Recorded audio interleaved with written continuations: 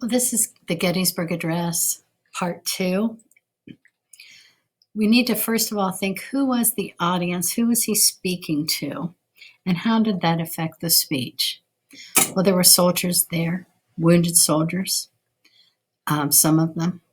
There were widows and orphans that their fathers or husbands had been killed, maybe sons had been killed at Gettysburg. There were congressmen, governors, other important statesmen, the townspeople that had had to clean up the mess.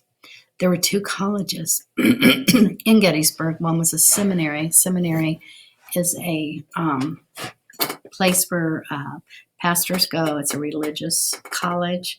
Actually, when you hear about the war, it's a little confusing because there is Seminary Ridge and Cemetery Ridge.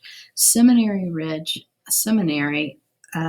was where the church school was, the church college, and cemetery is where they bury dead people. So when you're studying the Battle of Gettysburg, you might get Seminary Ridge and Cemetery Ridge mixed up. The cemetery was where the Union soldiers were, and the seminary was where the Confederate soldiers were. There were also reporters and other people there.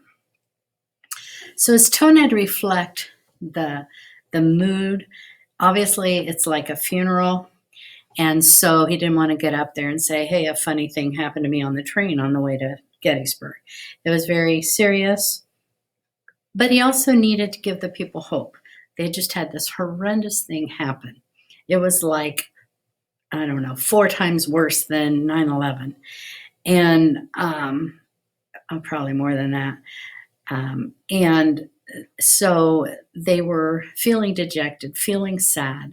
They had lost life. They had just been among carnage. And so they needed hope. So he had to express serious and heartfelt seriousness, heartfelt passion, but he also needed to give them hope. So he did this through word choice. He actually, in the 172 words, if you go study it deeply, only 190 of them were single syllable, and there were only four-syllable words. So it's not like he talked over their heads and made them sound, like used all these big words that nobody could understand. But he had to sound intelligent because there were statesmen there, and Abraham Lincoln was kind of the log cabin backwoods president, and so he didn't want to come across as being uneducated. But yet he wanted to really appeal to the people because they were the ones that had sacrificed so much.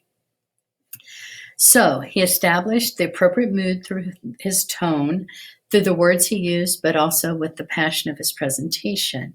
And when I was in Gettysburg, these were in the wall someplace. I took pictures of them. But some of the feeling, it's not just what you say, but how you say it. For instance, I could say, I like your new dress. It's really pretty. Or I could say, I like your new dress. It's really pretty. And you can kind of tell by the tone of my voice which one I was being sincere and which one I was being sarcastic. So anyhow, so how he said it was important. And he says, when he uttered the closing words, which have become immortal, emphasizing each sentence with a brief pause and a significant nodding and jerking of his head, it occurred to me that I had never heard or read anything like that, and that they were destined to be imperishable immortality in the hearts of the American people. So we didn't have a videotape of this because it wasn't invented yet. Oh, this thing is so annoying. Sorry about that. And so, but we do have people that were eyewitnesses there to kind of give us an idea how he might have said these things. And then he was a boy when he says, I was too young to judge the character of his speech. I didn't really understand it, but what impressed me most was its delivery. The words seemed to come from the soul of the man, from a heart torn by anguish. So you can see how it was given was very heartfelt. So he was intelligent and educated, but he never forgot his humble beginnings, and his voice demonstrated his brilliance, but also showed his humility. Now, contrary to popular myth, Lincoln did not write the Gettysburg Address on the back of an envelope on the train on the way to Gettysburg. He had planned it for a long time. It was actually written on White House stationery.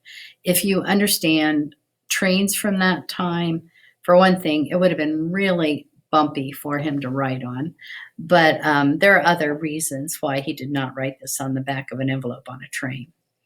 He actually started formulating the thoughts for it by July 7th. If you recall, Gettysburg was over on July 4th. It was the first, second, and third days of July. And in that speech, he said 80 odd years since, upon the 4th day of July.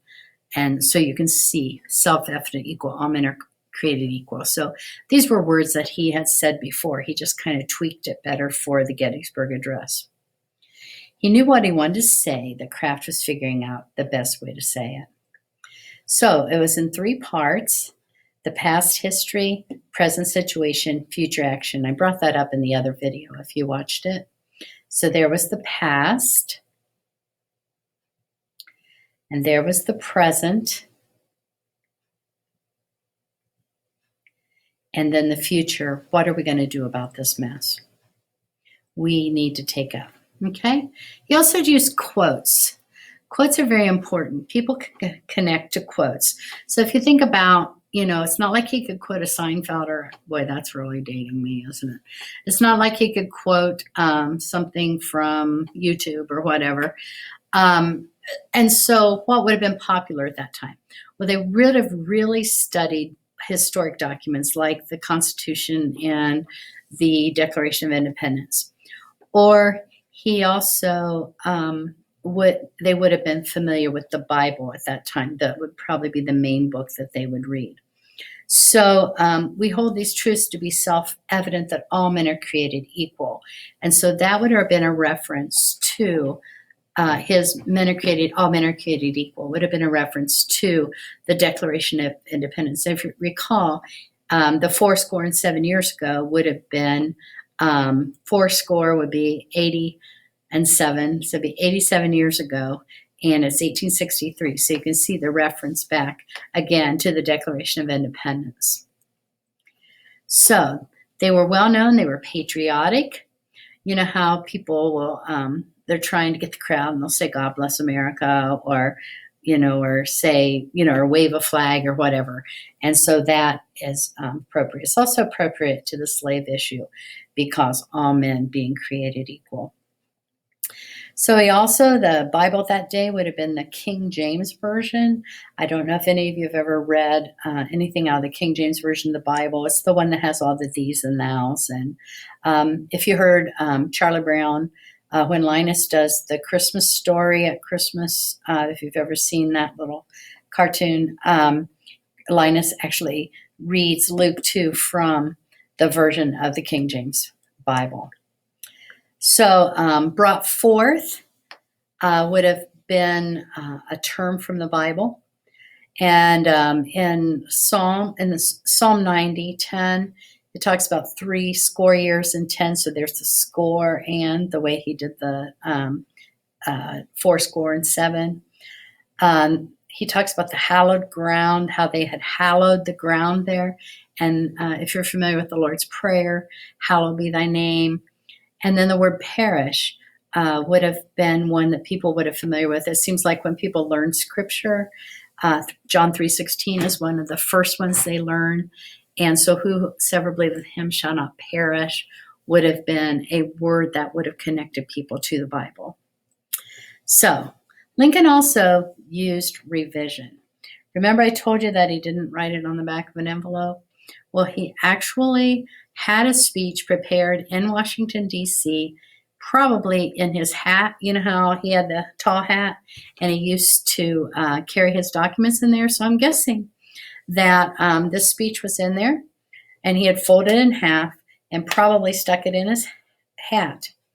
So when he got to Gettysburg and he saw just what had happened there and all the destruction and all the carnage, he decided his speech wasn't good enough.